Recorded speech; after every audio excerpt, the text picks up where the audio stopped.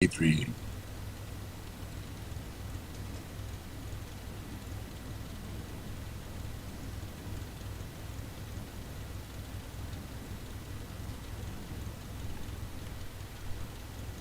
Let's. All right, I think I'm live. Uh, so there's 4 legs left in this trip, and my CDI seems to be okay. I expect I should be able to do these 4 legs well before I need to work today. So that's the plan. Rocky Well, Outcropping is my first waypoint here. Travel north from the airport to the shoreline of a vast lake, Laguna O'Higgins. A weird name for a place like this in the world. Head directly northeast across the water from the shoreline. You should see an outcropping just before reaching the base of the mountains on the opposite shore of the lake. Make your way there. That's a lot of instructions for follow the magenta line, Microsoft. that's basically all it is. Follow the magenta line. I mean, I guess some aircraft in these bush trips don't have, like, they literally don't have a GPS, so you can't really just follow the line. Yeah. I'm hoping none of those are the bush trips that I require for achievements. That's what I'm going to say. Wow, those are the worst.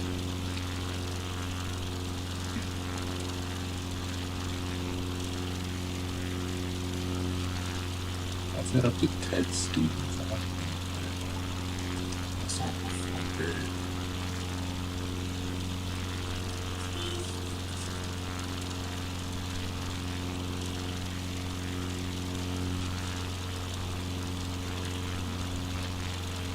This is a very short. Just 2 hours. Where are you flying? Actually, going back to Ted Stevens International because I did a long haul from, I think it's pronounced Schiphol. I want to say Schiphol, Amsterdam. Hopefully I pronounced that right. My All the way up. pronunciation's dog shit. I always thought it was Schiphol, but then I was listening one time. I think it's pronounced Schiphol. It's one of those words that the pronunciation is barely anything what it looks like. Man, I'm going through my around the world trip, and let me just say I've just entered South Korea, and I basically just avoid saying the names. I just give out iCows. Good luck with that. Yeah. Seoul I got. Pyongyang's pretty easy, but like any of my other locations or stops, it's just like, nah. I don't think I really want to try to say that. I might piss too many people off. Yeah, I don't need to offend someone. I think I should be able to park here. Damn, where's the heavy parking? Oh, okay, GA large. Of course it would be there because there's no gates. So it wouldn't be a heavy gate, it would be just large.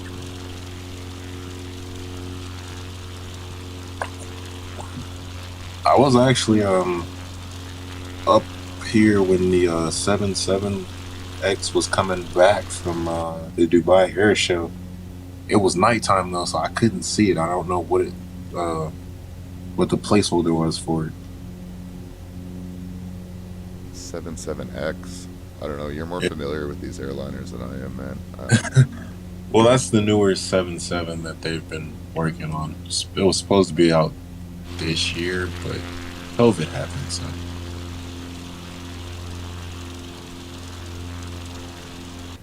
I think I've been trying to like come up with or decide what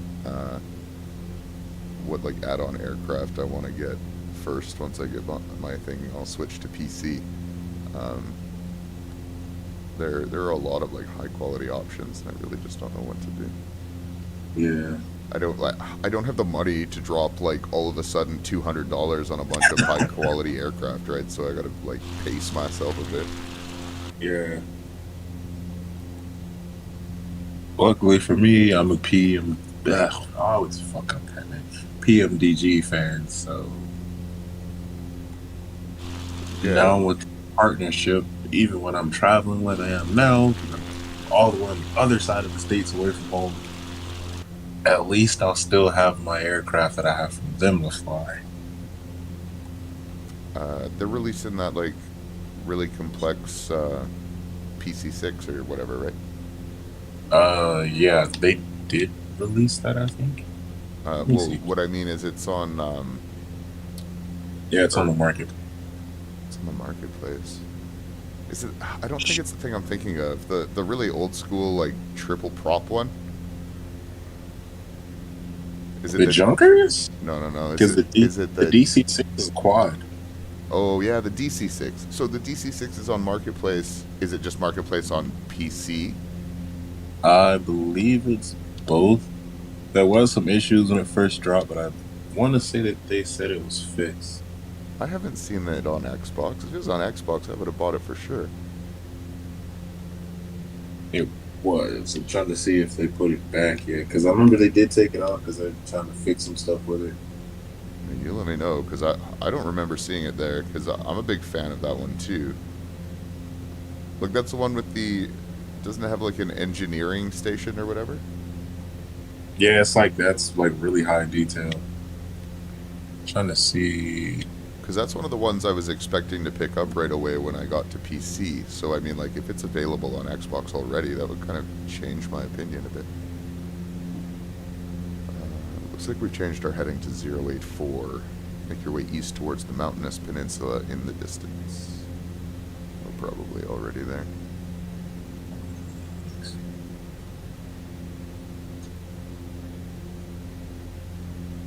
Oh, okay, they must have. I think it's off right now because they're trying to work on it because it did have some issues. Like I heard Like that it's they were intending to bring working. it to Xbox, but I hadn't heard that it had been added yet. Yeah, they it was originally added, but then they started having some issues where, for whatever reason, on Xbox and PC on the marketplace, if you bought it from the market, it just wasn't working right for whatever reason. Oh, well, that's one on PC I had my eyes on, and then of course Yeah, the Just Flight T1.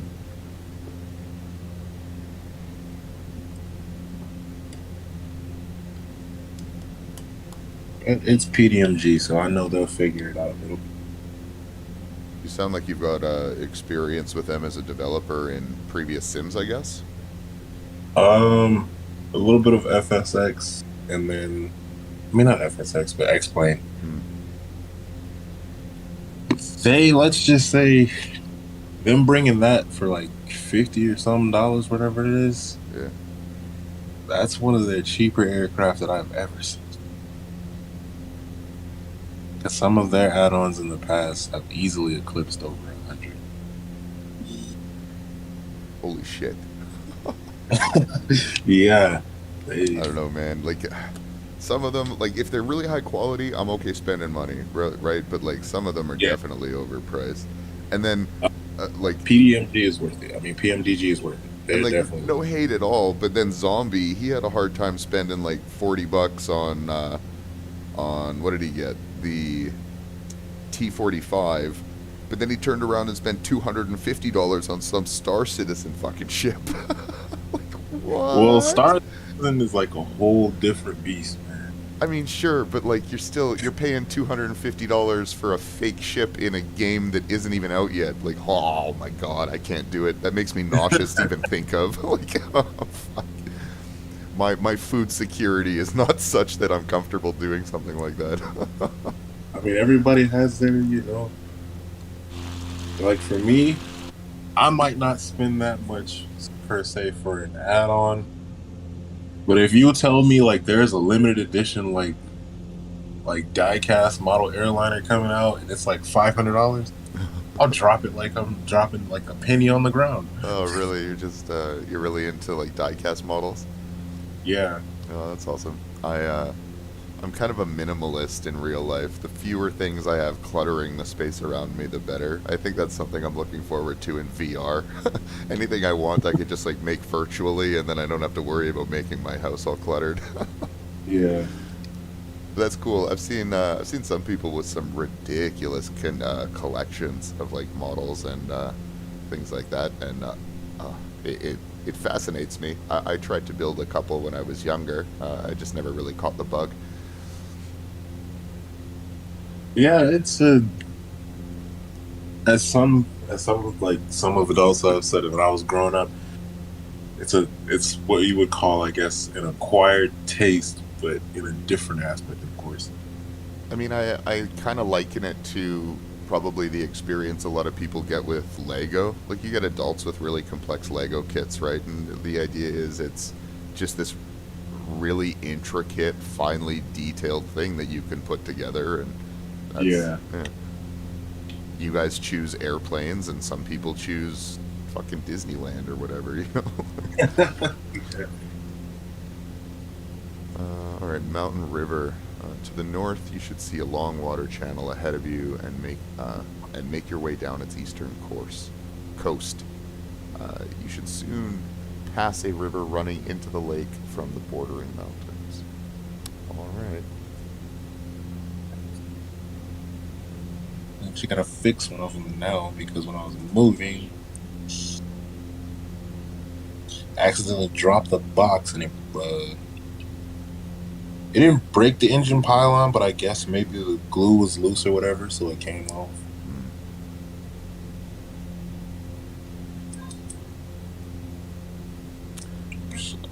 Crafty in some ways. I can crochet. Hey, that's a good talent. Uh, it. I mean, honestly, I probably shouldn't even get into why I bothered learning, but it's a nice way to like keep your mind busy, keep your hands busy. I I crocheted Christmas gifts one year for a bunch of people I knew. I crocheted these like little stuffed bongs with like eyes and mouths on them, and gave them to some people I knew. The funny part is, if they were like really good, you could legit make money from that. Yeah, I mean that's totally an option if I wanted to like make a bunch of them and sell them. Yeah. You could realistically get I don't know, 50, I wouldn't feel guilty charging 10 or 15 bucks for them, and the materials are quite cheap. So it's just really Yeah. time consuming. Like you're throwing away a day if you want to make one. Yeah, you gotta definitely put some time into it. I'm a public transit guy, but I basically haven't left my house in 2.5 years.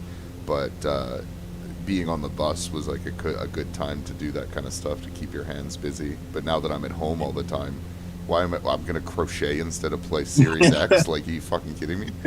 Yeah, it's like I'm home, like, and then especially like now today with like My um my with internet would cloud gaming being a thing and it being actually quite reliable now. yeah. Like my internet would have to be down for me to consider doing anything like that. That's fair enough. Man, All right, all of look. these headings are like basically the same. There's this pool of water. Must have been out over there.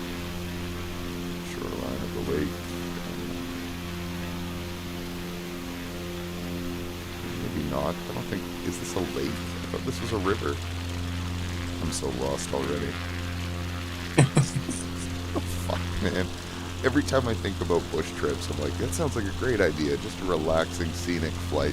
And then every time I'm on a bush trip, I'm like, where the fuck am I? Why am I inverted? Why is my CDI not working? Like, it's so stressful. You get lost. Yeah.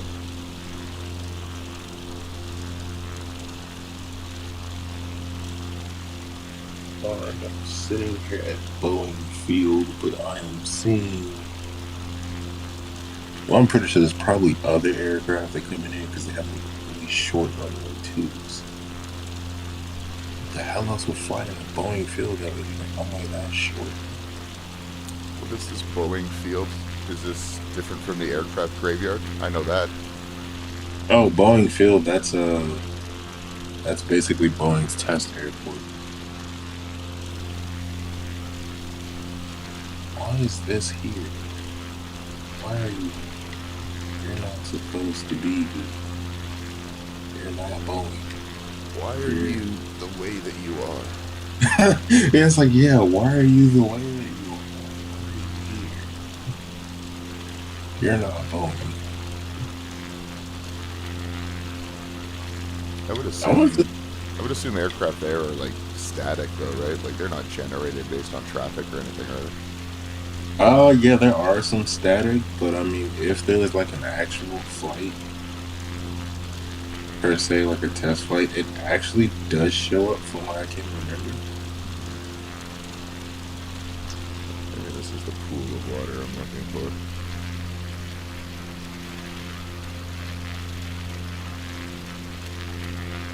Huh. No, a static aircraft. So last time I was out here, it was loaded.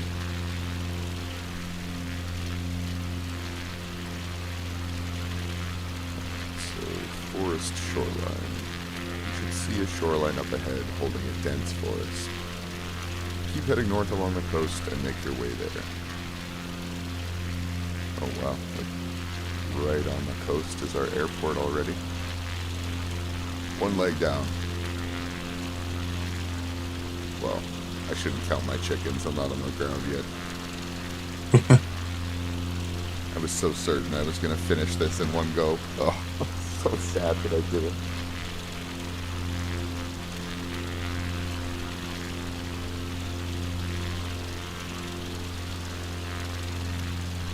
Luckily for me, I'm off, and even if I wasn't, all I do is answer emails all day. So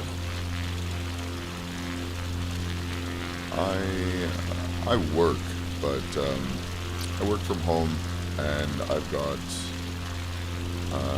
a fairly high degree of autonomy, which is to say, I answer calls that come in basically on my time. I've got a bunch of outbound calls that I have to make each day, but again, they're kind of scheduled throughout my day, and I do them when I do them. So yeah, that's one thing I really like about doing the type of at-home like CSR that I do. I don't have to actually talk to people. I have to talk to them, but not vocally. yeah, fully. I fully admit that the actual conversing with customers side of my job is a point of contention and one that I am eagerly looking to fucking fix. Because yeah, I've done my time dealing with customer service. I'm very much an administrative powerhouse. Like I'm a policy, process, and procedure kind of guy, and Okay. the fact that I'm having to do like installs and deal with customer issues is very much a temporary thing. I'm in a very small company right now. Like we've got maybe 10 or 12 employees all in, but we're growing and we're at the point where we kind of need to hire people. So they're going to be those front end grunts. Oh, the unfortunate people that have to deal with people who feel like they can yell at you because something's going Oh man, the entitlement is real. And without giving out too much, like I work for an industry where the bulk of our customers are senior citizens, so like on. the entitlement is very real. They think that if they don't get their way, the world is falling apart and you are Satan incarnate. No, seriously, man. That's really what they do.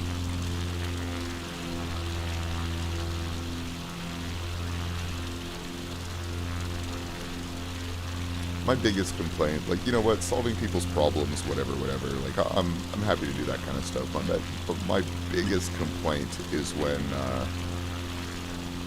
customers just in general believe that they um, aren't obligated to be held accountable to their decisions or their actions in any way. Like The our worst. our services are offered via contracts, right? And it's like you sign a contract and we give you a reasonable amount of time to cancel and assess the service, and then after that, you're in a goddamn contract. So like for people to call us 6-8 months into their contract and be like, this is unacceptable, how can you blah blah blah, be like, bitch, We talked to you about this for a month straight and made sure you were aware of this. How can you be whining now? Pay us our money or go to collections. Like, I don't give a shit. That's what they do. Like, we have your signature in triplicate. It's not my problem if you didn't bother to read it. Like, fuck, I don't care. I can't muster enough give a shits for these people.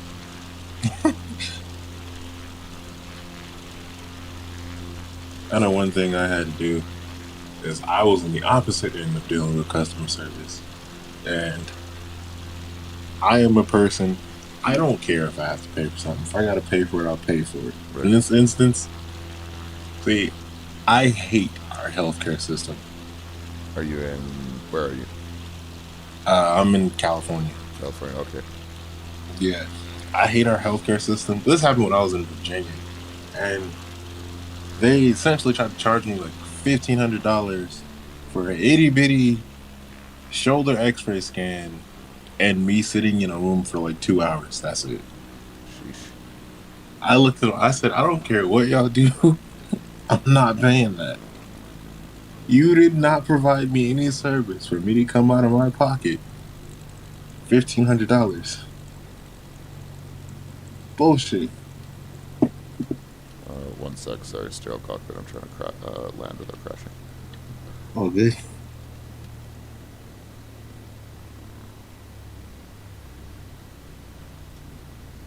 Cool. Okay, leg done. Yeah, man, I don't know how you guys fucking do it. If you don't want to get me started. No one on YouTube wants me to get started ranting about the United States. How we do it, I don't know, man. I mean, you don't do it. That's the reality, isn't it? Like you don't do it. Your country is slowly but surely failing and eating itself from the inside out. You have people every day who die because of your healthcare system. So I think the answer is you don't do it. Precisely. And I mean, Canada has its problems, but like anyone who says, "Oh, you'll just be waiting 8 hours in the emergency room," blah blah blah, like they either don't comprehend the extent of how our healthcare system works, or they think that their like pain in their foot is more important than someone's heart attack, and that's not how modern society should function. Well, shit, if I have a broken foot, I'd rather wait 8 hours in an emergency room and know that, it's gonna be free compared to waiting the same amount of hours knowing that I'm probably gonna walk out with like a $3,000 bill for an x-ray and some pain meds that really didn't work. Yeah, like I can't. I wish I could remember where I saw it, but 57.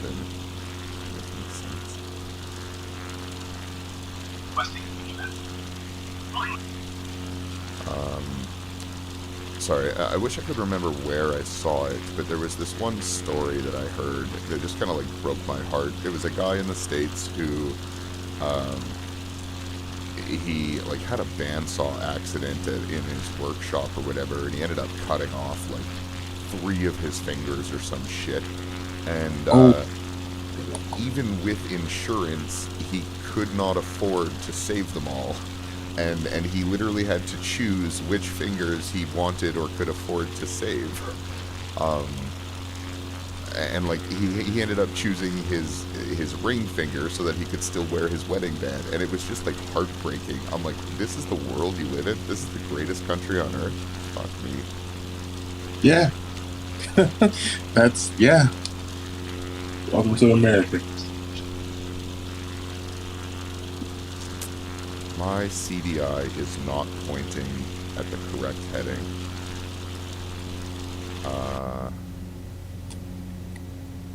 Let's get this That's super concerning. aircraft started. Head northeast. This has to be the river. Head northeast. You should cross paths with the river running in the same direction, Rio Mayo. Follow this river. Soon the Angle past emerging river. Continue north. Oh, that's one thing I'll be glad to get back to my PC to be able to do. What's that? Even if I change nothing else, to be able to have pushback helper again. What do you mean? You can push back on console. Now I'm talking about like the pushback helper, so you can do it like precisely Oh. how you want it instead of having to deal with the base game way of doing it. Well, what some people aren't aware is you can actually manually bind pushback rather than requesting it.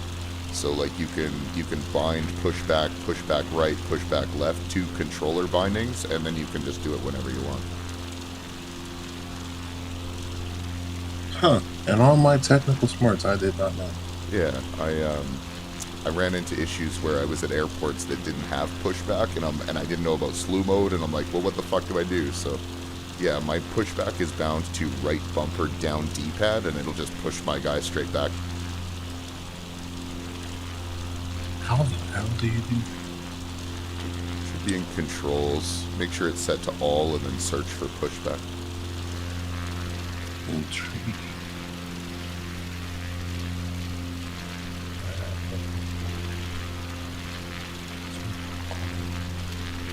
The river will continue north and eventually fork at the foot of a tree-covered mountain. If that is the case. Huh. Holy shit.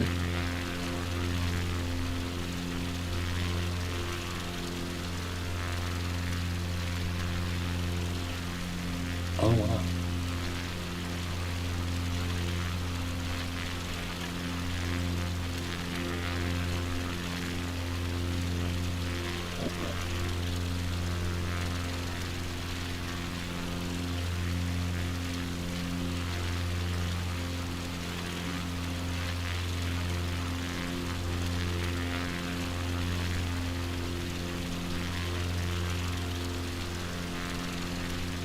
Here we go.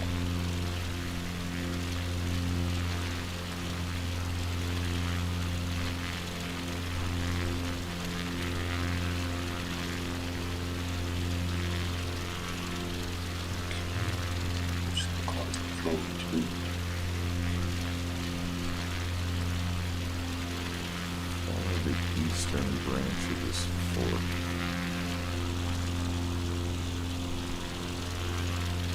Oh god, is it this fork?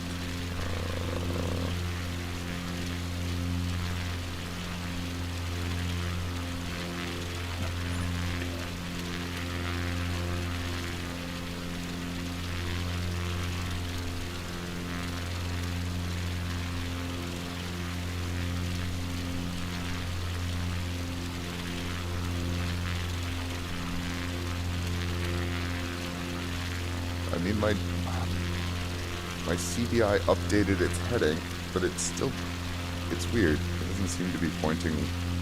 The first waypoint wasn't pointing where I was expecting it to. So with any luck, this is our Rio Mare fork that we're going to now, and things will be okay.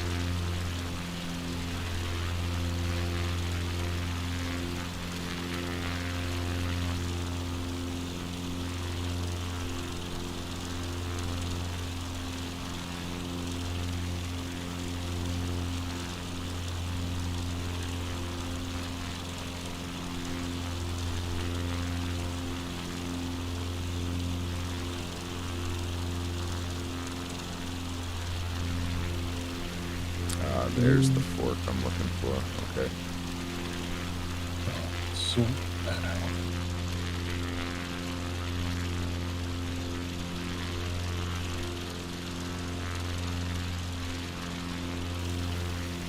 You're in California? What are you doing awake? I'm always up. I also am always up, as I'm sure you've noticed. So it's I kind of assumed that you were across the pond. Nope, I'm always up. It can be like, I tend to sleep between 6:30 p.m. and 2 a.m. Seems to be my cycle. my cycle at this point is sleeps whenever, wakes up whenever. There's our heading adjustment to 062. Rio Mayor Bridge. Follow the river northeast through the hills and out onto a plain. A plain. At the end of the plain and foot of the foot of the mountain ahead, you can see a road bridge. The river. Follow the road.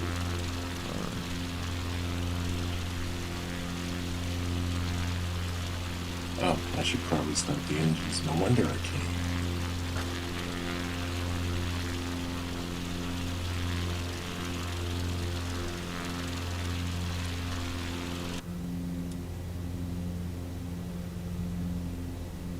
Looks like we got a headwind of 13 knots. That's not too bad. Not too bad at all. I was just trying to Oh. see if I could get updrafts off one side of this valley I'm in, but not if I got headwinds. Yeah. I'll take that over going in like a 25 knot crosswind trying to land an A320. I mean, at least that has an achievement associated with it.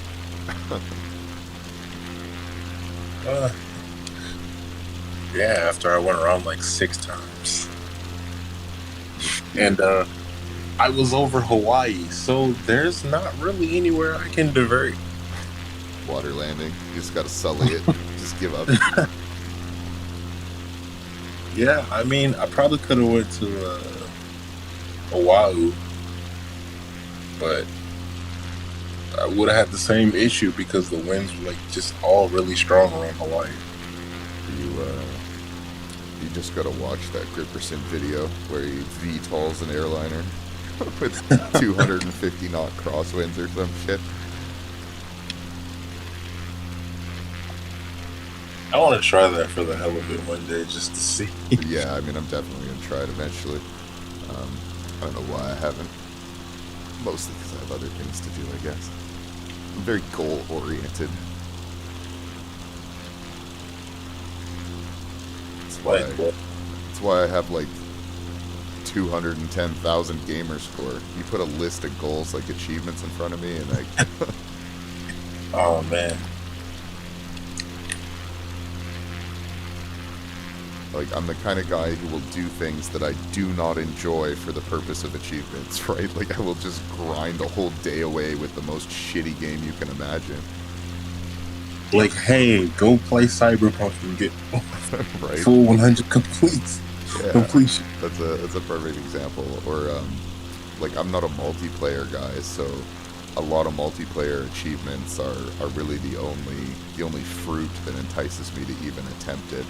So like Halo Infinite, for example, has recently come out or is half out, and I really wouldn't care if not for the multiplayer achievements that are available until the campaign was released.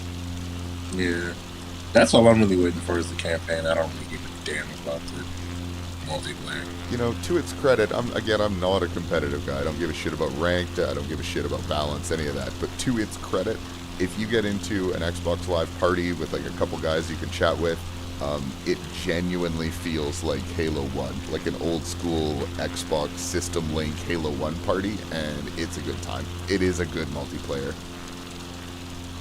That was bringing me back to the old days when I was a kid. Between Halo and COD, some of the most toxic but fun parties ever. I mean, I don't know how old you are, but when I was a kid, COD wasn't even a fucking thing yet. Yeah, I'm only 24, so. Yeah. Like Call of Duty, I remember playing Call of Duty 2 on the original Xbox, like a lot. And I wasn't really into the first Call of Duty, but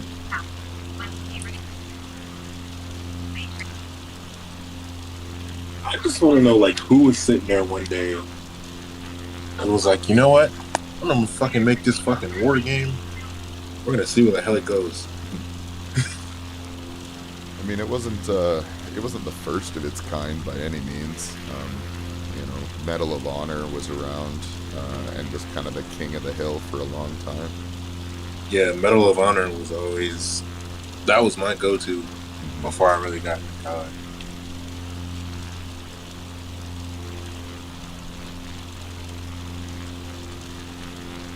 Then they all kind of, like, a bunch of them really came out at once. Like, COD came out, and then the earlier Ghost Recons came out.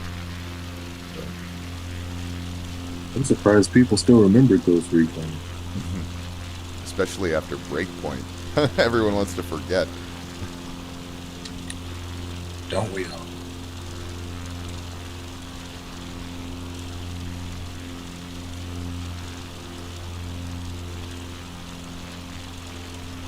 I don't know why, but the best part about flying is just turning onto the runway, knowing that you're about to go somewhere. You like the takeoff? That's your ish. I'm more of a landing type guy. Takeoff is just it still has its magic behind it. Well, I was talking briefly in my last stream about the differences between the Sims and, like, realism and how that impacts your experience and all that stuff. And, like, my favorite part of flying is the change in perspective you get from being in the air, right? So, like, Yeah. what that means practically is I enjoy low-level flights. I enjoy a lot of detailed scenery. I enjoy looking at points of interest, that kind of stuff. And that really doesn't mesh well with people's enjoyment of, like, airliners or long hauls or their concern about flight dynamics and all that, right? Like, I enjoy a realistic flight model, but if X-Plane was true to life, that is not enough for me to get over how shitty the graphics are in comparison, right? Like, Yeah, the graphics are quite terrible in X-Plane. it's just like the limitations. For me, flight is equivalent to a sense of freedom and being able to go anywhere. And I genuinely feel that that's what Microsoft and Asobo have nailed in this flight sim, is, like, the ability to load up. And if you decide you want to go to Japan all of a sudden, you don't have to fucking exit. You don't have to buy any Japanese scenery. You don't have to do any of that shit. You just set your heading and go. And that is fucking incredible. Yeah, you just do it, like, you know. And even if you don't have the extra money to, like, put down for, like, a fucking add-on, you still, when it wants to work right, you still have some relatively workable aircraft to do it with. Right. And obviously the scenery is actually still pretty damn good, especially if you have a high-powered PC.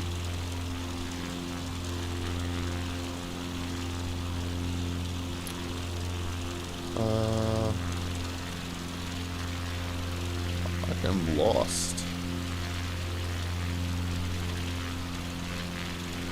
Oh, hey, that's a mountain. Luckily, I'm 2,000 feet above it. But that's besides the point.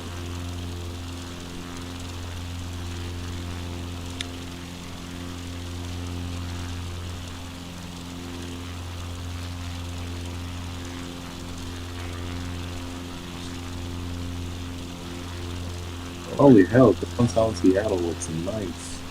Oh my god, we were gabbing and now I'm lost. I think I really overshot my airport.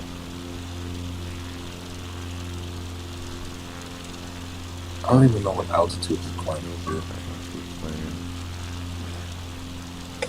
What altitude am I climbing to? Climbing to 8,000. Alright. Full throttle. Let's get back on track and find where the fuck we went.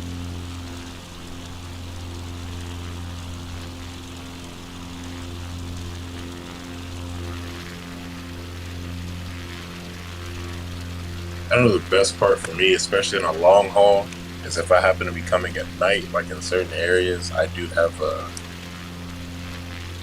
like say if I'm doing a long haul into Miami and it's like nighttime, Right. I have an add-on for like the Miami night. It looks freaking gorgeous. Yeah, I think I've seen that add-on. It's the Miami, like, Fort Lauderdale add-on or something, right? Yeah, I haven't done a lot of night flying, if I'm completely honest. it's actually compared to what people think, night flying, especially like if you're doing VFR, especially, it's actually really freaking nice now. Provided you're flying around cities and stuff, right? Like, that's kind of the catch. Of It's course. like, yeah, I mean, if you're flying around mountains, not really gonna be much to see if it's pitch black outside. maybe someday. Okay, here's a road. Okay. Follow the river northeast through the hills and onto a plain. At the end of the plain and the foot of the mountain ahead, you should see a road. Bridge the river. Follow the road. Okay, I'm looking for a road. Bridge this damn river. Did I update my altitude? Because I am not climbing 41,000 feet for a freaking 2 hour, not even 2 hour flight. Okay, I did update that after the third. I think the best part about long haul flying too, I'm trying to wait for this to finish talking. There you go.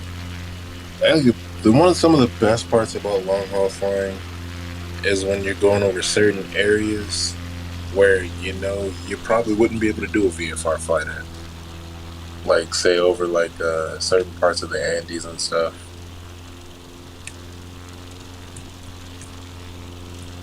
Why couldn't you do it there? Or why couldn't you do VFR there? I mean, you could, but it obviously would depend on the aircraft, of course. Yeah, I mean, I'm not going to VFR a Cessna up in Everest, but I will definitely go there in a Tomcat. Yeah, Tomcat, something like that. But even that is like having like flown over some areas with our mountains. Like, if it's bumpy in a freaking like 100 and something ton airliner, I can only imagine how it would feel in like a light aircraft. Yeah, well, to be quite frank, it feels like it just blows you 90 degrees wherever you want. I've been in I've been in an ultralight at Lukla, and yeah, it just you become a feather in the wind.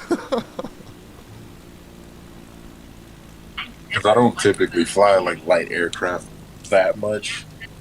And when I do, I'm typically flying in areas where it's like the wind is a little calmer.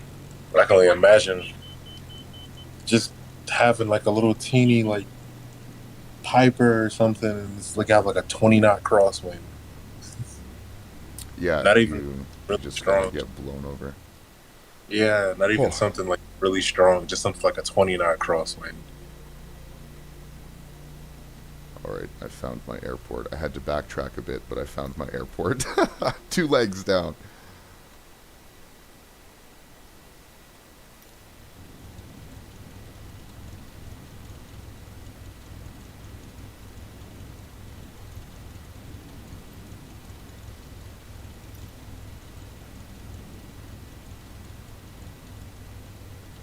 I forgot the name of this little range over here north of Seattle. God, see, like the waypoint headings in my nav log do not match the heading direction of my CDI. So like, which do I believe? Fly northwest from the airport, and you should quickly spot a river running in the same direction that leads to the southeastern shore of a lake. Follow the lake northwest. It will lead to a small bottleneck water channel between some rocky hills that leads to the northern shore of the lake. Alright, northern shore of the lake. Gotcha.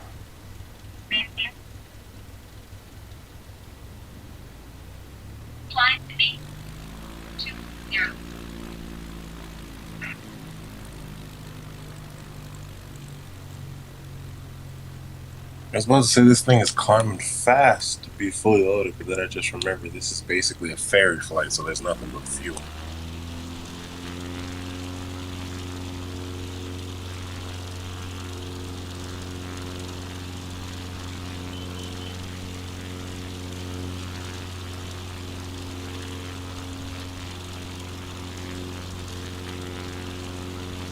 Oh no, I'm wrong. I don't know what I was thinking.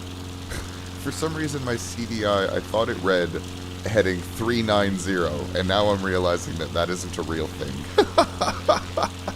Yeah, uh, that's not a real thing at all. yeah, no, that's that's it being 4:20 in the morning and me not needing, or me needing a smoke, I should say. Oh god. I was gonna say, what planet are you on?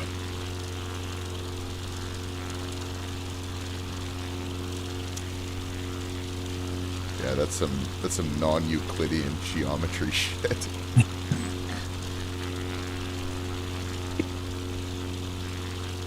This guy's in the Andromeda Galaxy on Eos or something. They got a whole different system over there.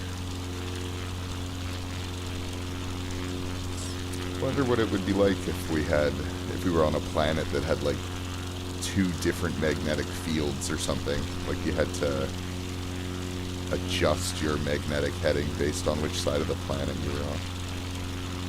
We'd be dead because humans would probably fight over how it should be and then eventually just kill each other. That's right. Any small contention whatsoever, humans would die. There's just gonna be those few humans who actually have common sense just standing there like, okay. Yeah, you'd have the people just living in the middle, looking at the different poles, and then you'd have the people on either side being like, two magnet pole system is fake news. Space isn't real.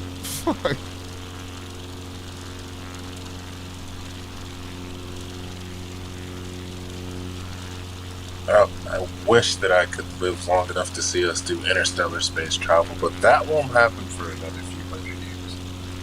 If we make it that far.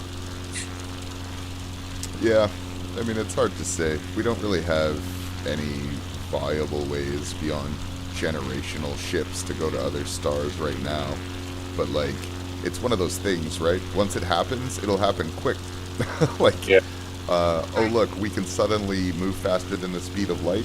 All of our effort is going to go into fucking developing that shit real fast.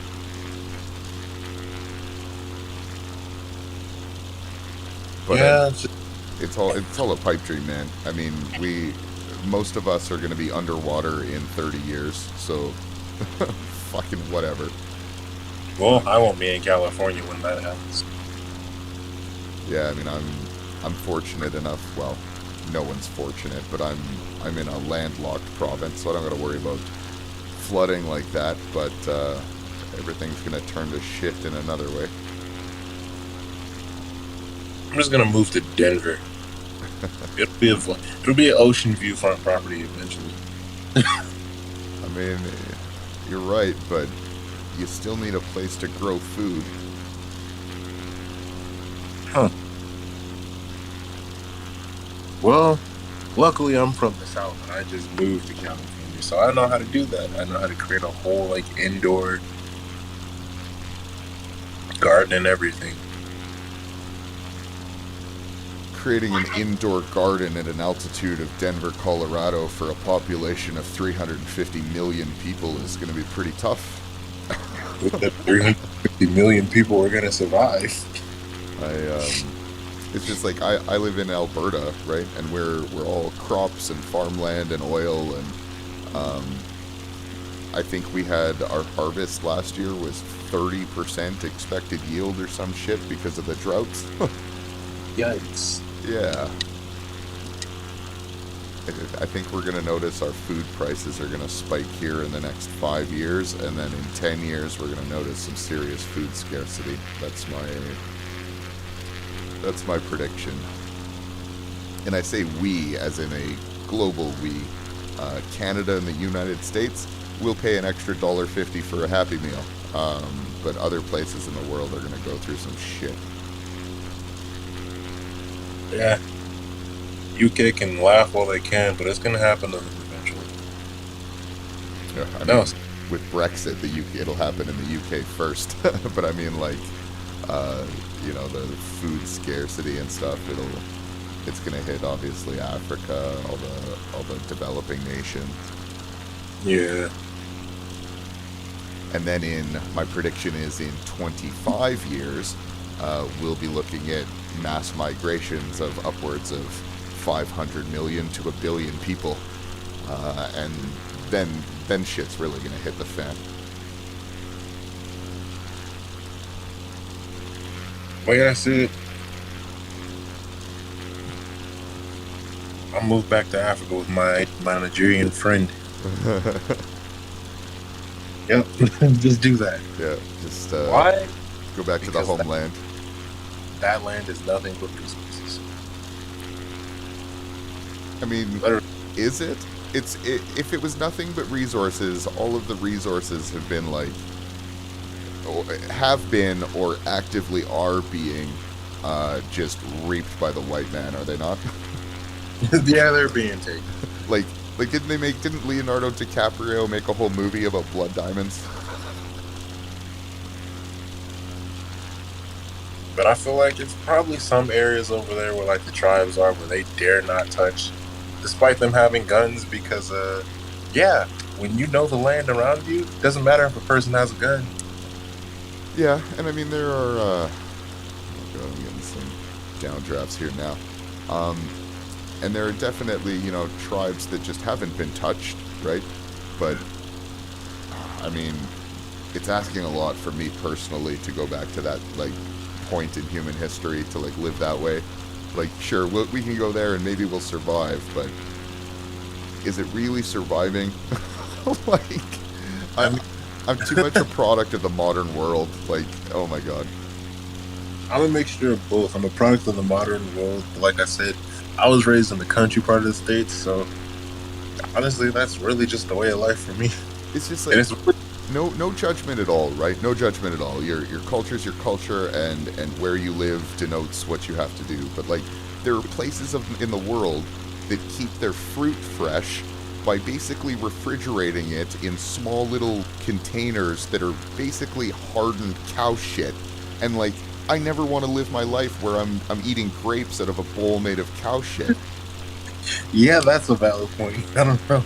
right? And I like, have to, I will, but it's not right, gonna be what I want to do. that's true. If it's that or dying, then I mean, pass the grapes. But like, I would very much prefer not to get there. I would prefer oil and gas companies to be held accountable instead, right? Like, if that's the choice. Give us their money. Yeah.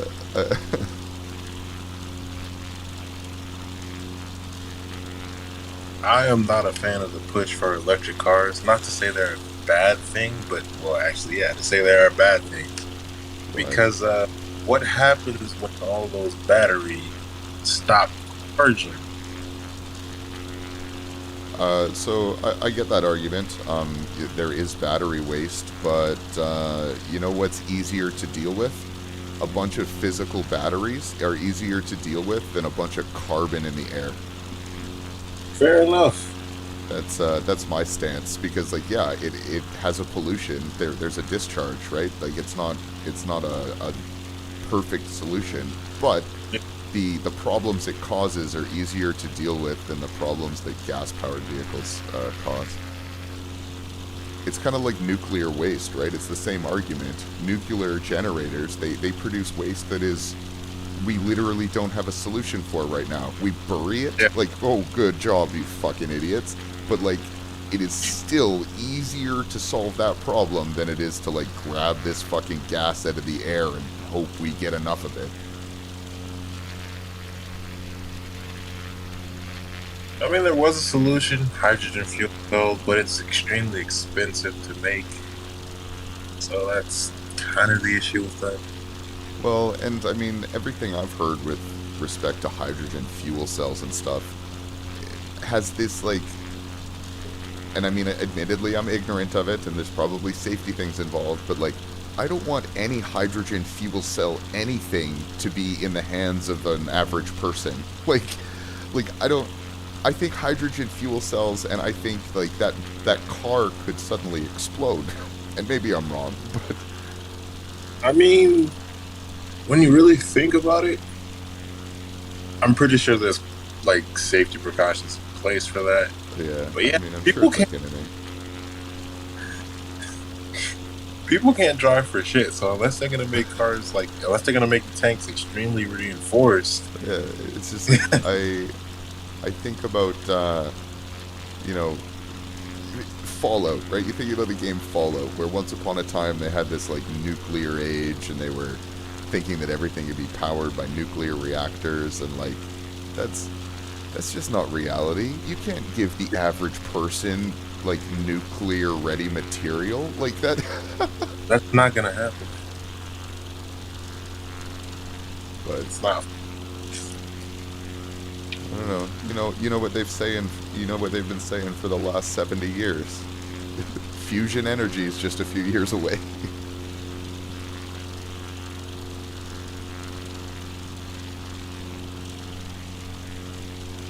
Yeah, they'll be saying that for probably when I die. Yeah, like I don't know. I think there's something fundamentally misunderstood about fusion. Like I think we're gonna find that, you know, through some mass energy equivalence principle, that the energy required to sustain magnetic containment is like equal to the energy output by the reaction or something. Like I just don't think there's any way we're gonna get it to last. Yeah, I don't see that as being a viable option last. Like if we do, awesome. It'll be an amazing kind of windfall for technology, but I don't think putting all our hopes on it is a good idea. I think the development of better solar technology is a better idea. I mean, so we should then look forward to be trying to become a what is it, a type 2 civilization. Yeah, no.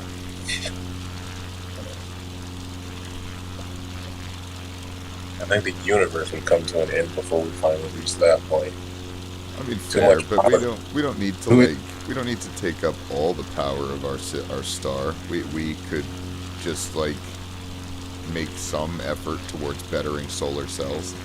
Like I wish I could remember the video, but I saw recently reports of these new energy cells that are being used by NASA that are basically 300% more efficient than our consumer grade solar cells. So like, if that technology becomes more and more effective, all that'll be required is having every house in a city have a roof with solar cells on it. Period. You make that a regulation, and then each house basically powers itself. And the houses or buildings that are bigger than the energy that they need, they go into the grid. Here's the thing with that, though. I can't speak for Canada, but I can speak for the U.S.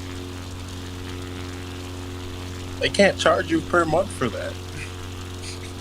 Because, I mean, once you buy your solar panels and have them installed, your house is basically its own self-sustaining grid, unless, like you said, like you have more energy than you need. Yeah, you're right. So we're in agreement that the biggest problem and the reason why humanity will fail to meet its obligations with respect to the climate crisis is capitalism. Basically, Because you can't. I agree But with what are that you gonna? statement. At most, they could charge you a yearly tax, unless they're gonna make it monthly. They just the answer is to stop making all of our motivations financially driven. We need to advance to become a society where we understand that the greater good that is required is more important than the profits that we glean from it. That's the bottom line. We need the majority of people to stop whining about communism and start realizing that they all need to chip in so that we all stay the fuck alive. And if that doesn't happen, we will fail. There's no other discussion. Pretty much. Like We need people to be okay with paying into social programs like the conversion of our system into one that can sustain um, not charging people for things that are required to live, right? Like it's not just power, it's food, it's housing, it's all of these things that should be the bare necessities that everyone is taught that are, on Maslow's hierarchy of fucking bare needs. These Yeah. things should be what governments provide. Period. If governments are providing the bare necessities of their civilians, what the fuck is their purpose? What is their purpose? Defense? Fuck off. I don't give a shit. Yeah. And my thing is, like, for me, like, I don't necessarily per se mind having to pay for housing. I don't like it, but I don't mind it. My problem comes in where they've gotten to the point where, like I said, I'm in California. If you know anything about California, Yep. it is heavily overpriced here. I mean, it's like that everywhere, man. The what was it? The standard of living, or the bare minimum wage that was calculated in my province to meet a standard of living, is like $18 an hour, and that's $3 an hour less than what the minimum wage in my province is, and like, that's without considering the fact that most people's mortgages, or rent, more accurately, is 50 to 70% of their monthly income. Like, you can charge people for rent or housing without it crippling their ability to have forward momentum in their life, right? Like, Yeah. the problem is that the market has gone to shit because in Canada, at least, we have a plague of foreign investors buying up our property, and as a result, all of our prices are more expensive than the average Canadian can ever hope to dream of. Like, I am 34 years old and have no dreams or delusions of ever owning a house in my life. Like, it'll just never happen. I would have to triple my standard of living in order for that to even be viable. Sheesh. Like, not even worth considering. It's ridiculous. Yeah, and I'm probably pretty sure most of those foreign investors are probably from my country. Well, I mean, without sounding xenophobic, the biggest problem is we have a lot of Chinese real estate. So China owns an enormous amount of Canadian real estate. That explains a lot, because they do the same thing here on the West Coast. Well, they do the same thing everywhere. They I shouldn't rant. I'll go on then, this big rant about China. I should rant on the internet about China less than I should rant on the internet about the United States. Let me put it that way, because it will not stay civil.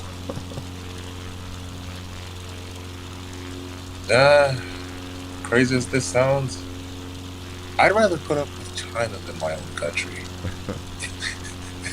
I mean, in some ways, right? Like, at least in China, the 50% of the population that may or may not be ridiculously uneducated or just crazy, at least the government can just tell those people to shut up. That's kind of nice.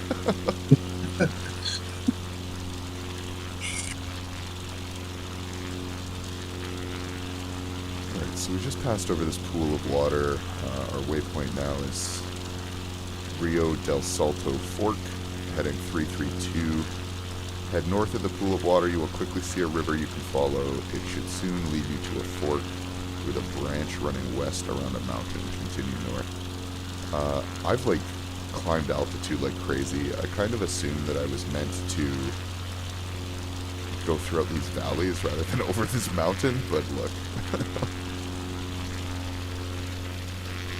In fact, I'm gonna veer right and go down into this valley, to this river, because this is what we're supposed to be following.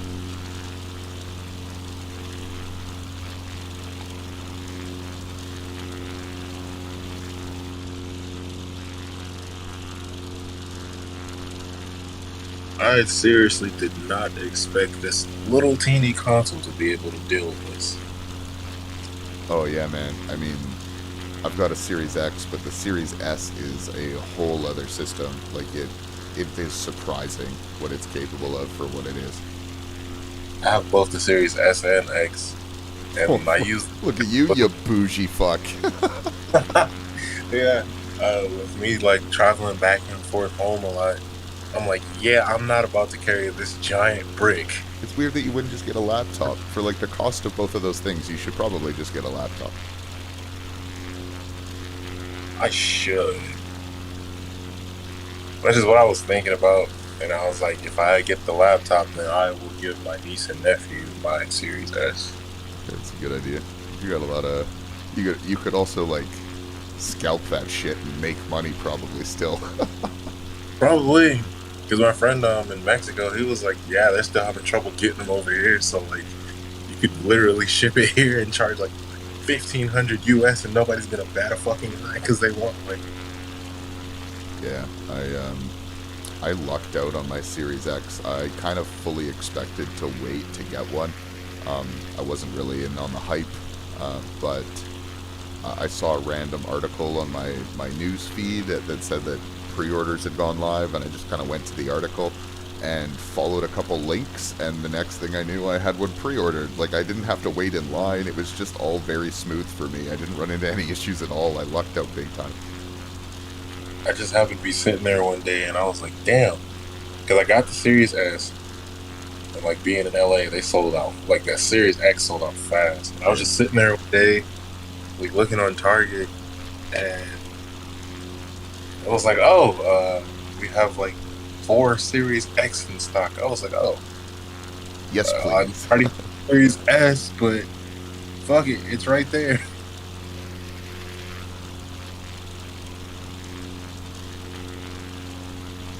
Have you like run into any limitations of the Series S at all? Like, I understand it runs things at a typically lower. Oh my god. Oh my god. One sec. Sorry, my my left end or my left fuel tank ran out, so my engine died all of a sudden.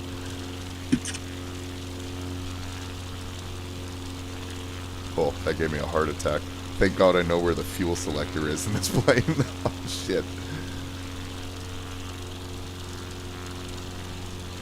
I would say, let's see, limitations.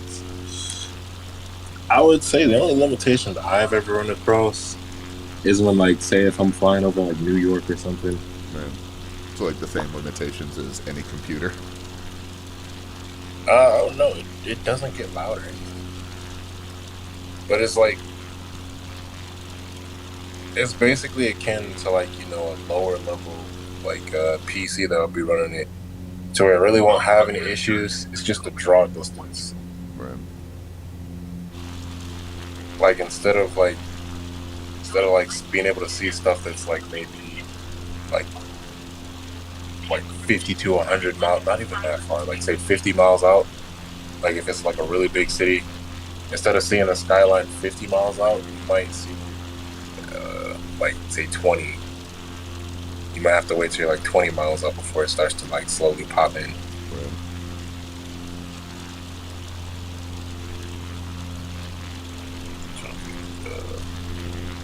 Now, big cities like say On here.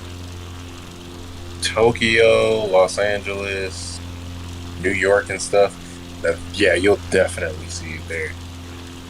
Because it's just too much for it to try to load in at once. Oh my god, the wind here is ridiculous.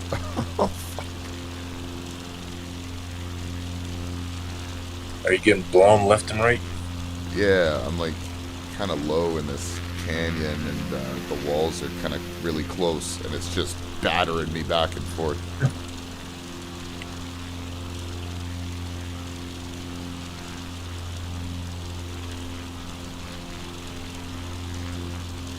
I'm headed to breathe. The waypoint, not actually breathe.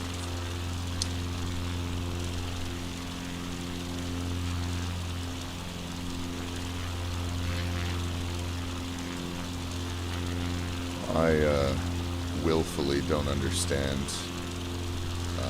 flight plan waypoints or any of that. It's I want to say it's not that complicated, but it actually is more complicated than it seems. Like, most of the time you're able to just like program these waypoints into your flight computer, and then it pretty much just takes care of it for you, right? Like, you don't have to worry about when to turn or anything. No. If, as long as you have autopilot on, obviously. Right. Now, if you don't have autopilot on, then obviously it's completely up to you. I don't know who would be the psychopath to try to fly a 787 by hand for like any more than maybe an hour or two, unless it's like necessary because the systems are fucked. What about A320s are all right to fly by hand. They're basically like they basically fly themselves. Everything's automated. Their flaps, their trim, everything. Yeah, pretty much everything in the A320 is damn near automated, so they're like really easy to fly by hand. Only thing with like fly-by-wire stuff is like you gotta realize that there might be a very, very, very, very slight delay between your input and what actually happens because it's not, Yeah. mechanical. But It's man, I honestly, in some ways, I dislike all the automation because, like, I'm not clever enough to fly a plane properly. So sometimes I need to, like, manually drop my flaps in order to slow down. Like, I like being able to control those things. on the Boeing, you can still control that. And I guess for the first time in my life, I'm understanding why people prefer to drive manual cars. This is like the first time I've kind of maybe understood their mentality. Yeah, I love manual, but not in the big city.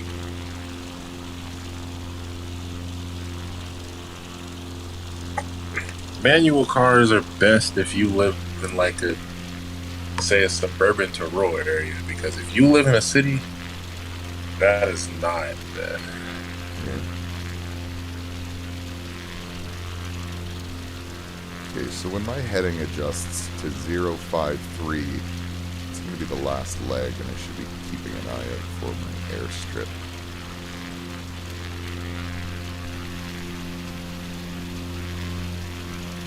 Should be turning here soon. Mach 0.83, I could go faster than Alpha.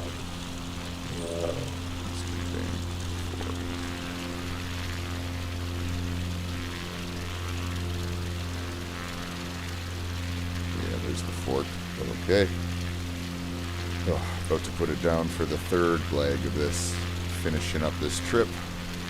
Almost done. I think I've got one more leg after this.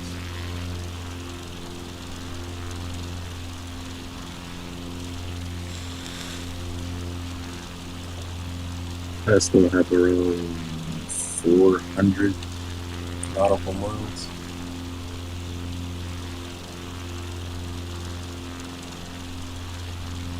Luckily, the area I'm flying over, there's nothing here besides ocean and mountains. It's a very weird combination. On my right, there's mountains. On my left, there's ocean. So not really much to see. Just like an island. Sounds like it's like an island. Oh no, I think it's the west coast of. I want to say I'm still over Canada. I don't think I'm over Alaska yet. Oh, you may be. Yeah, so your BC is a lot of mountains and ocean. Yeah. Oh, okay. Well, I'm not sure if you've heard any of the news out of British Columbia, but right now BC is just a lot of ocean. It is super flooded right now. Oh damn! I didn't know it was that bad. Yeah, I mean they're on fuel rations in parts of BC and have been for like a week because they can't get to them. Oh, that's yeah. Hope they have fun with that. Cause Yeah. nope. They have one major highway that kind of connects the center of BC to the coastal areas and the northern areas, and my understanding is it got basically washed out. Like there's a main bridge that got completely destroyed. Sheesh. Yeah. Climate change. Motherfucker.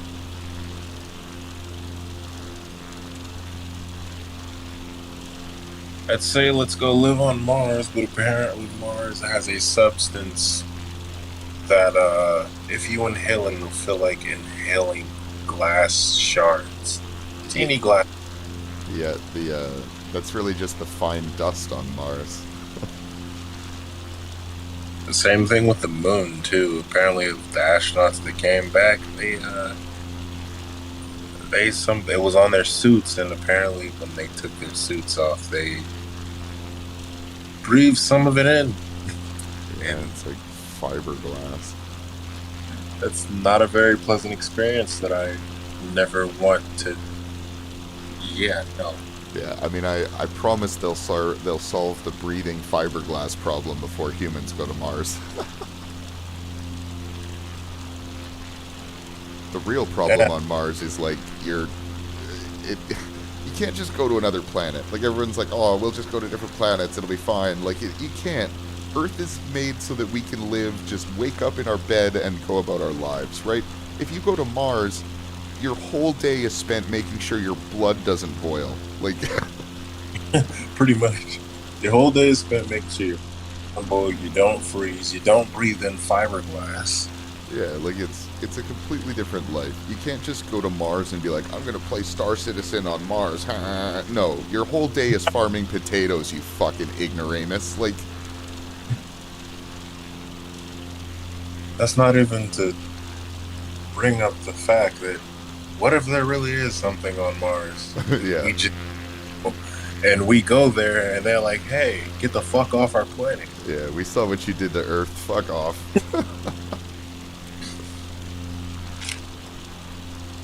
That's the other part about like those other planets that are out there that they want to go to. I'm pretty sure 9 times out of 10, considering they say how young the human species is, I'm pretty sure there's more advanced civilizations out there who are probably looking at Earth like, I hope those fuckers don't come here. Yeah. I mean, it's one of the questions, man. Like, yeah, we're getting really close to being able, not necessarily being able to answer it, but we're we're getting close to being able to ask the questions, or at least try and find answers to some of the questions. You know, with the James Webb launching this month, that'll really open our eyes a lot of ways. I think it'll be interesting.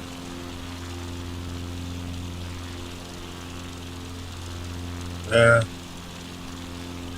I don't really understand the people who don't believe there's, like, who say there's not other civilizations. I The think, universe, yeah. or this Statistically, I think it has to happen, right? Like, statistically, the likelihood is very, very high. It's just like whether or not we will be able to interact with them before we're gone or before they're gone, right? it's just too much space. Like, the seeable universe, not even counting what we can't see, the seeable universe is, I think, what, around 93 billion light years? But you also have to consider the expansion of our bubbles. So, like, the observable universe versus the universe that we will ever have an opportunity to explore in any way is shrinking all the time because of the acceleration of that expansion, right? So, like, we've got a very narrow window of time in a very narrow window of the universe as a whole to hopefully run into people and cross paths in a very wide open space.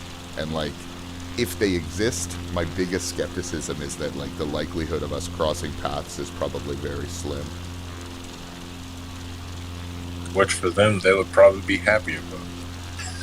And maybe us too, right? I mean, it's easy to say that it's very exciting to, you know, come across these things and discover new species and all that kind of stuff, but it's just as likely that those people will do everything they can to kill us, so... And like I said, with us being a relatively young civilization, per se, I'm pretty sure it's probably some more advanced ones out there who would probably rather kill us on sight than even try to make peace with us. because it probably wouldn't be seen as a viable option for them. Like, why am I gonna, why would we waste our time trying to make peace with a civilization that can't even make peace with themselves? Yeah, I mean, a more advanced civilization would almost certainly question what the fuck our problem is. If they don't wipe us out, we're definitely getting enslaved. Is this The whole the point. airstrip? I think this is the airstrip. Okay, we're doing a go around. Nobody can scream discrimination then because the whole planet will be enslaved. Well, and I mean, then there's the argument that maybe we'll come together when we have a common enemy, or we see ourselves as united against an other, right? But then that's just really perpetuating the human experience, which is like fear mongering of anything we don't understand, and I don't really want to go into that future either. Yeah. I'm not, like, when it comes to stuff I don't understand, I'm more so like the average human, of course, is like fear before anything. I mean, I'm more so curious, like, hey, if you're not hostile, I'm not hostile. Hell, if anything, I want to learn from you, especially if you're more advanced than me. Yeah, if you've got something to teach me, I'm interested to learn. Hell yeah. Rather than like, you're different, pew pew.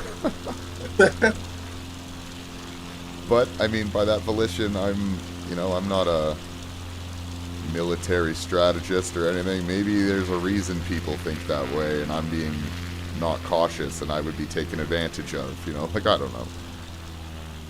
I mean, there's always that risk, no matter how, like, open-minded of a person you are. Hell, that's a risk with your own, like, obviously with other humans, so. Yeah, well, especially with other humans. So it's like, if they're out there and they approach, then Yeah. I would rather try to do things peacefully than deal with trying to fight someone that is probably more advanced than me. Alright, I'm going sterile cockpit to bring this down. Like, seriously, our biggest accomplishment weapons-wise is a nuclear bomb that really can't do anything outside of destroying a major city and obviously making it unlivable for the times to come. But if that's our biggest accomplishment and there's other civilizations out there more advanced, I'd hate to see what they could do.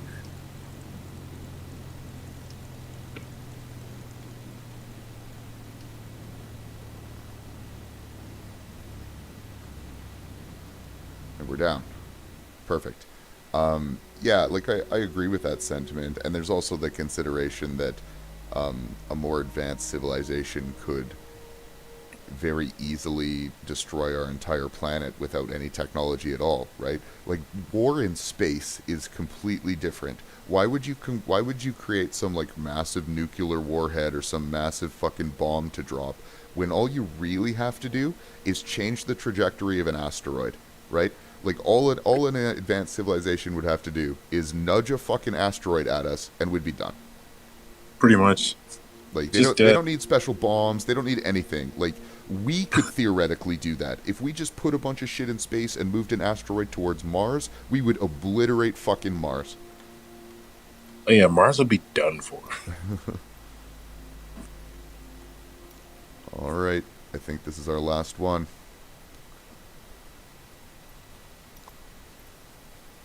All right. Or hell, they could probably be the type to just move the whole planet. Suffer slowly. Oh God. That sounds terrifying. Here's it's funny you should say that. Here's an example of why I will never, ever willfully live in the United States. You guys had a Republican senator in fucking Congress literally say with a straight face, if they should get your NOAA, one of your fucking weather agencies, to look into moving the Earth or the Moon as a way to mitigate the effects of climate change. This is something one of your elected officials said in the seat of your government. Yeah, don't remind me. Oh my god. I just nope. Like this is the level of intelligence of the people running your fucking country, man. Can you imagine some of the thoughts of the few logical people in that room just sitting there like, you do realize if we move the Earth or the Moon even an inch, like you could kill everybody, right? It's Like, just, man, it's even so much more than that. Like, to anyone who understands the physics of it, right? If we launched a million rockets a day for 1,000 years, we wouldn't have enough propulsion to even nudge the Earth a fraction of a centimeter. Like, it's just, it is a complete and utter misunderstanding of the physics behind what you're asking us to do. it's like you're telling a race of people who you're telling an entire race who can barely figure out rocket propulsion to get any farther than the fucking moon. Oh yeah, we're gonna move the Earth.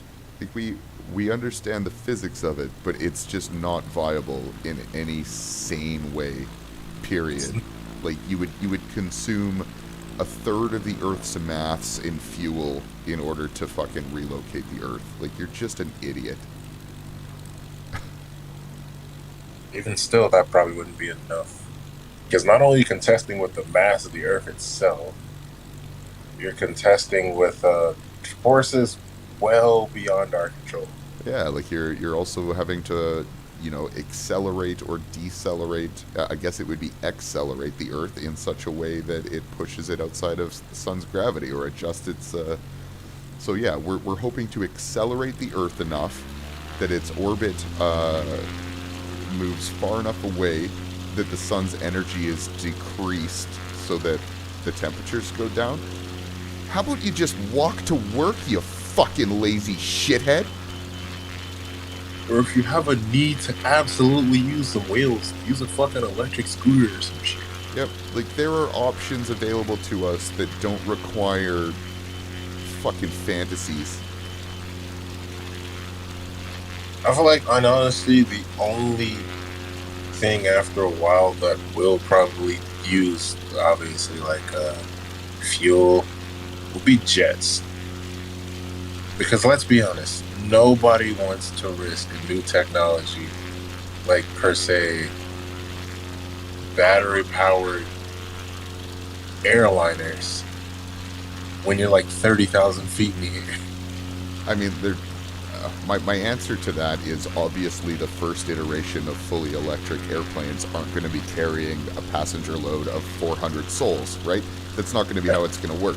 But we already have airplanes that are electric. We're getting better and better at the understanding of like drone technology and how to like upsize that kind of shit.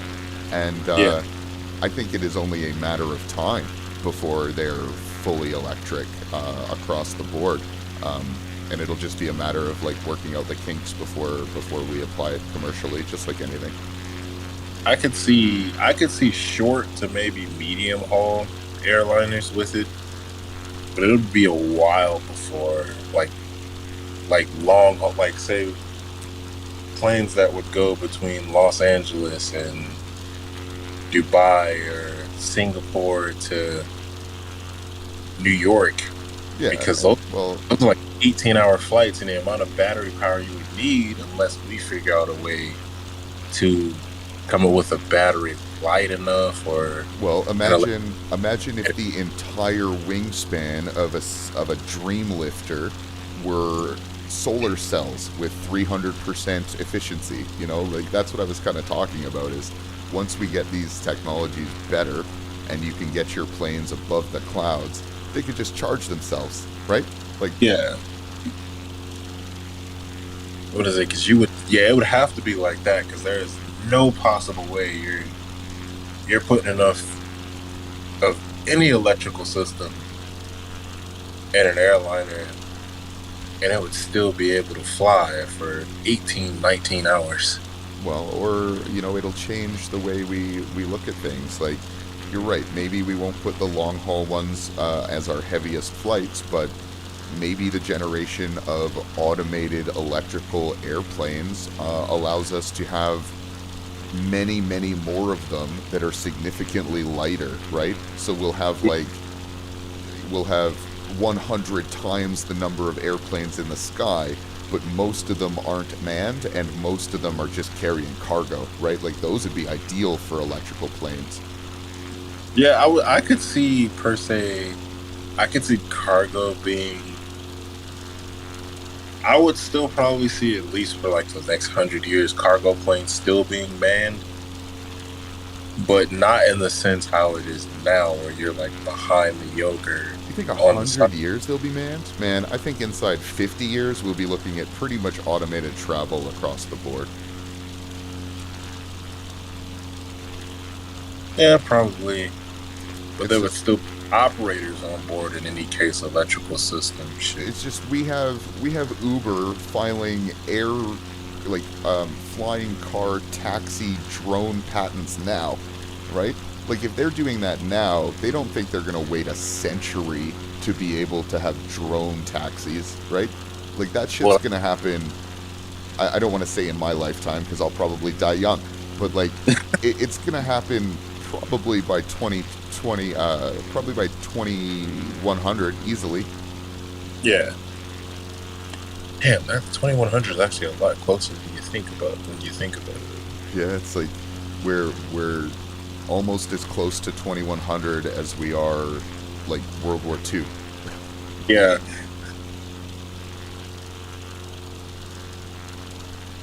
it's just That statement just blew my mind. We're almost as close to 2100 as we are World War II. Holy shit.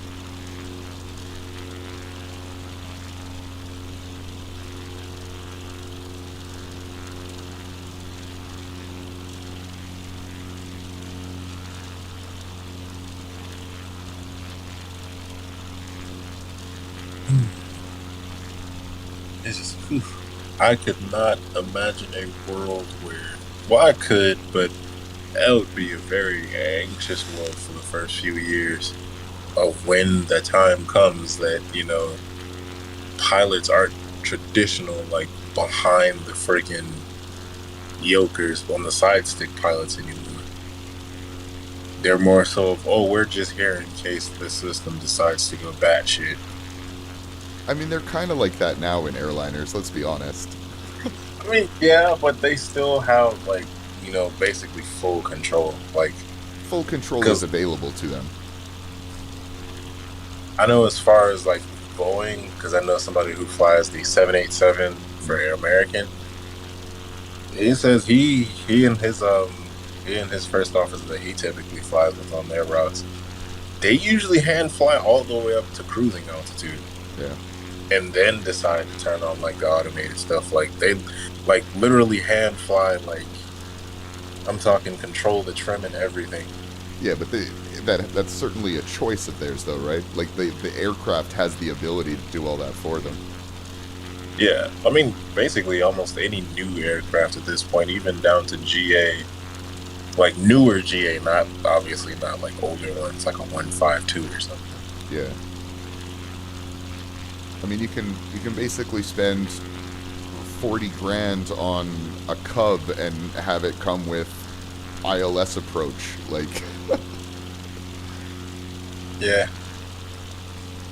I mean when you think about it, especially when you're dealing with, I can kind of see why like ILS became a thing, especially on long haul flights. It's like, do you really want to try? Do you really want to trust just two sets of pilots on like an 18-hour flight yeah. manually land this plane, But it's and like they come in at it's like visibility is rather low and the winds are high. it's just funny to me though because that kind of stance seems to fly in the face of the idea that people will be nervous about just handing control over to the robot entirely, right? It's like we specifically went out of our way to give the robot control because we didn't want to shit the bed after a long haul. and, Yeah. and we're concerned about the robot then just doing the whole long haul. Like that to me just seems like a natural progression. I think it's because like I said, we still have the choice to take over. I don't think that'll ever change. Like, I would be very, very surprised if we didn't have someone, at the helm who is responsible for monitoring the airplane, whether or not they're taking control of the airplane themselves. I believe that the option will be available, right? Like, you think about Star Trek. Like, let's just go way out to lunch. You think about Star Trek, and yeah, they can set in a course and do whatever, but they sure as shit can take control of the helm, right? Yeah. I think that will always be the case, but like the need to have two pilots may be unnecessary or what have you. Yeah. Or it may not be a pilot at all. Maybe the future is that aircraft are flown by engineers or software engineers, something like that. Yeah. I feel like that's a possibility, but I feel like at the end of the day, you would still have per se a pilot, because software engineers would already be dealing with a lot as it is. Kind of like how they would kind of be akin to what flight engineers were before computer systems started taking over. Yeah, look, I just kind of expect that as the technology progresses and as it becomes more and more reliable, then the pilot's need to be able to manually pilot the plane is going to become less and less. And the pilot's need to, reconfigure the damn software on the fly should something go wrong is going to become more and more, right? Yeah. So, like, if something goes wrong, it's going to matter less your ability to, like, land the plane and more your ability to program in C#, right? Like... Which I can honestly see as a very, very dangerous thing, especially when you consider it's not like say a automated helicopter or an automated car that might be going no more than 60 miles per hour or whatever. You're going in excess of damn near just below the speed of sound, depending on the aircraft. And if supersonic travel comes back, then you're going. That stuff doesn't bother me, because like when you think about it, the automation that we have on rockets now is traveling 18,000 kilometers an hour, right? Like, the speed isn't really a concern. It's the ability to quickly and adequately analyze your surroundings. So it's like sensor and processing speed that's really the problem. Yeah. And then another thing with that, though, is they're going faster, but they're also at a much, much higher altitude. Yeah, so, well, you're right, but what I'm saying is they're moving at that speed, and then they're docking to the ISS is automated. So, like, the speed doesn't matter. It's all relative. It's just you have to be able to analyze your surroundings quickly. Yeah. I think a lot of pilots are going to have to get used to that, too, where it's just like if something goes wrong, they just take it and they take over the helm. Now it's like, okay, now we have to analyze the whole system instead of just being able to, And I think in that regard, like a lot of people say, well, a computer computers can obviously do stuff a lot faster than we can. But sometimes in the nick of the moment, where even where processing just still isn't enough, I feel like there will always be a way for like a manual override to where it's just like, all right, screw the systems. We don't have time to let that do its thing. Yeah. So we just do. I try to avoid speaking in absolutes. Like, the idea of saying that will always be the case just sits funny with me, because, like, for all we know, the safety of automated vehicles will become very apparent in the next 10 years, and 5-10 years after that, maybe we'll see laws enacted where it becomes illegal for humans to pilot any kind of fucking motor vehicle because it's just more dangerous, right? Like, who knows how things will change in that respect. But what I can say is that there will definitely be a transition period. No one is going to jump straight to any kind of, like, AI-controlled anything.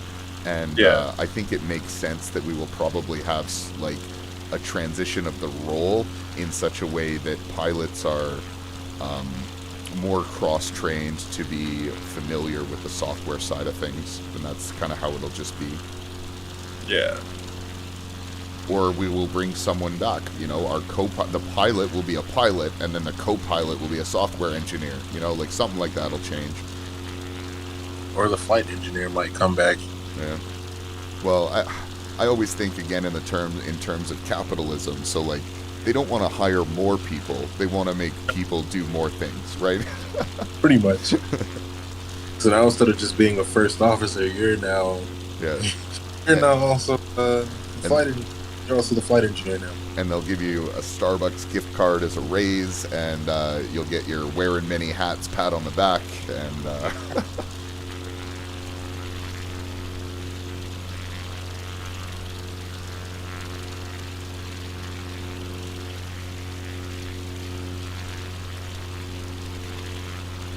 all right. It's just I'm trying to figure out, did the first 7.4s even have iOS? Because Jesus Christ, man, I did a I actually got the chance to experience an actual 747 simulation. You know those things handle like shit? Doesn't surprise me. Like, it's like trying to turn well, it basically is the size of a house, but yeah, it's like trying to turn a house.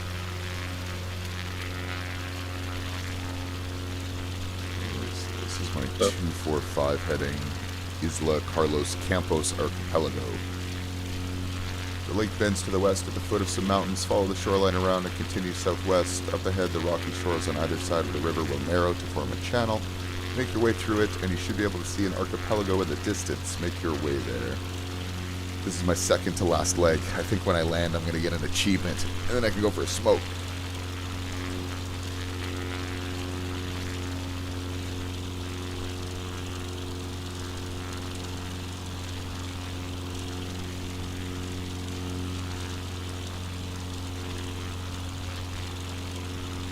I have to actually run to the store.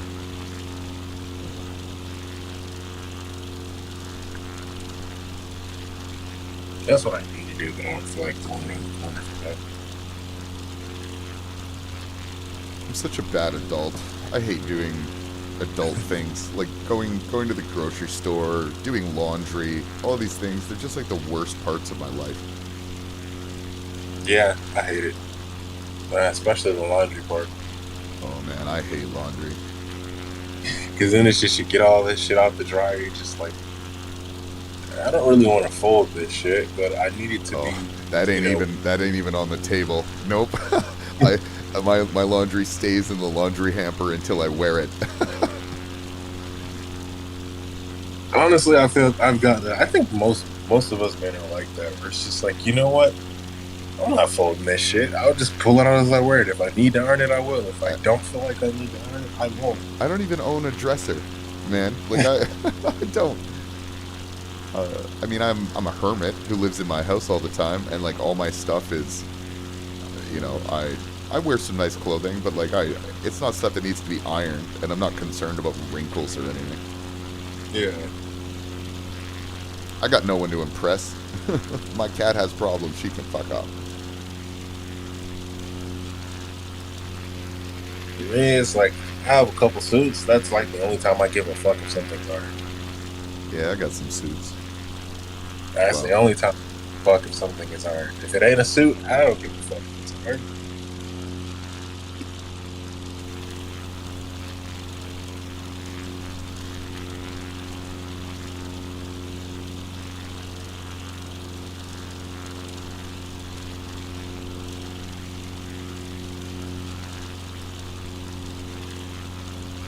Oh, I need nothing but water. This is why I hate Pacific routes.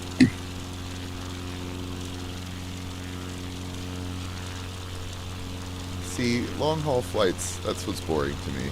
So you see the same thing for thousands of miles. But I mean, it depends on where. Like, I know on my route from Los Angeles to Dubai, I've actually seen some pretty interesting mountain ranges. And it always takes me like a different area whenever I do that. Like, it's the same general direction, but the areas always look different. And I look back at the flight path. I mean, I wonder how much of that is a product of you not staying on course properly. Oh, yeah, that's probably happening when I go over the pole. You know, it's like it looks different, but really you're just like 3 nautical miles south. Like 10 miles off course. The, It's the product of going over the pole, though, because when I've noticed when I go over the pole, like it's like you can't see anything. Like as far as like you're going in the right direction, but it's just like you can't. It's almost like you can't see like your line, your navigation line. yeah. Do you have gyro drift on, like that assistance thing? Uh, I have it on, but I don't have the assist for it. I do it myself. Oh, okay. And sometimes on like those flights, I do fall asleep, and I'm like, oh fuck, I wake up and be like, oh fuck, I need to reset it. You're already way off course. Right, and then I reset it, and it just turns left for like 2 miles, and it goes back straight. I'm like, oh, okay. That's the risk I always run on long hauls. Is I will definitely fall asleep at some point, and then who knows what'll happen. I never have my flight programmed properly, so like nothing's gonna land itself, nothing's gonna slow down. I'll just like blow past my destination, wake up in Thailand. Yeah. Well, for me, I don't have unlimited fuel on, so if I miss my destination, You wake up crashed. better hope I wake up in time, because if I don't, well, Yeah, I don't fly with unlimited fuel either. Obviously, I ran out earlier. somebody's going to be searching for a 787.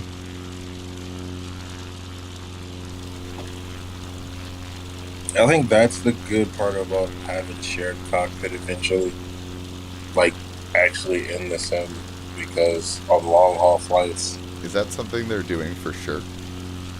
I remember seeing it like on the little wish list thing, and it did say planned.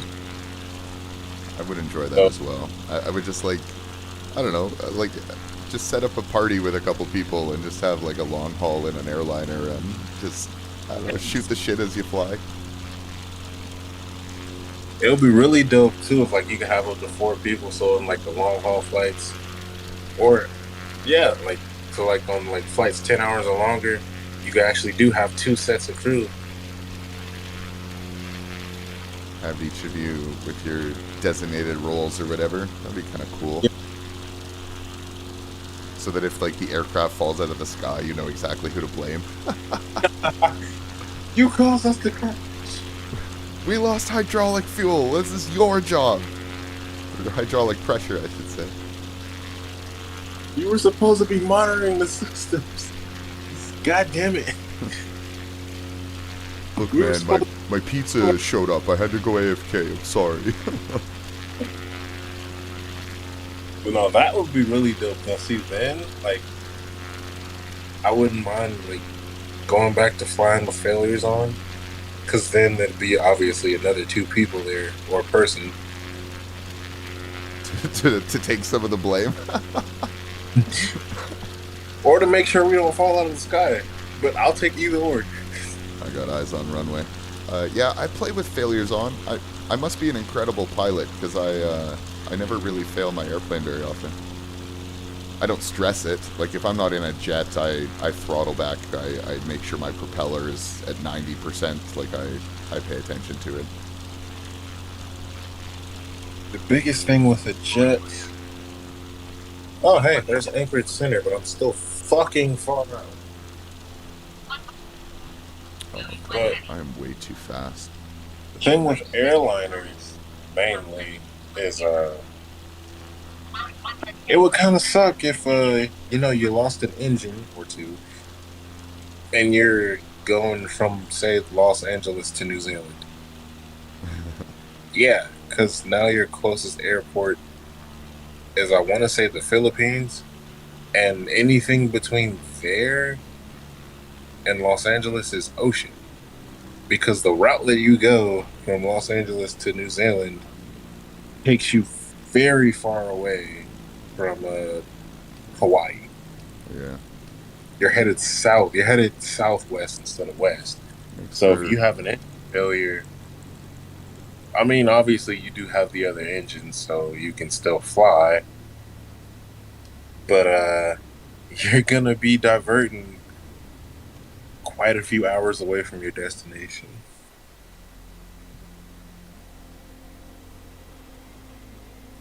makes for an interesting flight at least.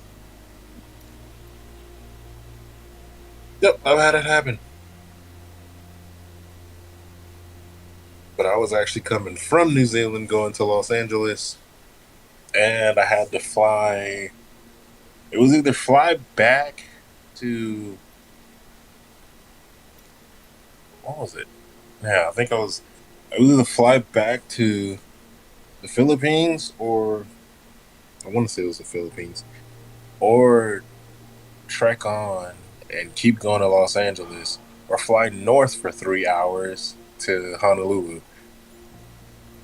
There was no easy option. Man, what the fuck?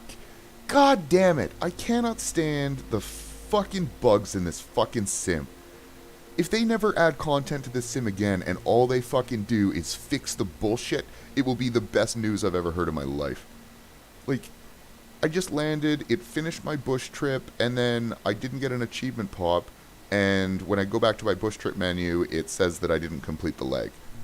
I landed and you ended the fucking leg for me, you mongoloid piece of shit. Like, what the fuck is going on now?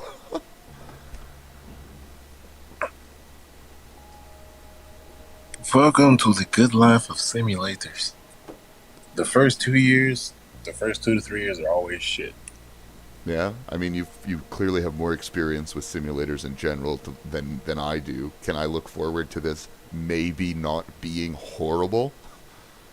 Yeah, in like another year. That's typically how it goes. I mean, at least there's a light at the end of the tunnel. This is just so frustrating. Like, this is the second time I've tried to finish this fucking bush trip. I hate the people who are like, well, I'll just go back to X-Plane, this, that, and the other. Motherfucker, we had the same fucking issue with X-Plane when it first released. X-Plane 10, X-Plane 11. They had the same fucking issues where shit was crashing, bugs, all that for like the first year or so. Yeah, and I mean, I don't know. I don't really give a shit about X-Plane. Like we were saying earlier, just because a typewriter is more fucking reliable than my PC doesn't mean I want to go back. Yeah.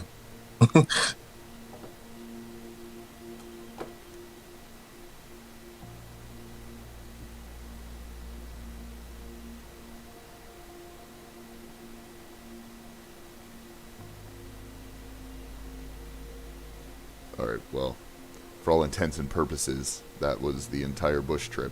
I will I will cut this stream and I will probably fly this last leg again before my workday starts. But I am 100% going to go to the store and go get a smoke first. So